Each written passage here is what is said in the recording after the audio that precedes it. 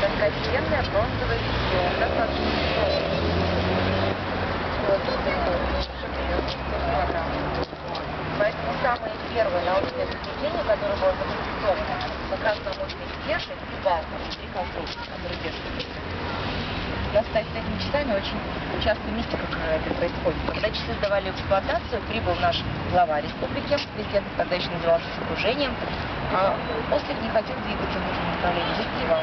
Несмотря на то, что все иконы до этого архиепископ Нижегородский Марийский осветил, его пригласили еще раз, он осветил всю конструкцию целиком, с тех пор проблем не возникало.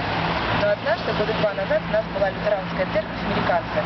В этом году у нас лютеране отмечали свой какой-то юбилей, наша лютеранская церковь. И была в группе женщина, которая говорит, я помню, я тогда еще как раз переводила и все. У нас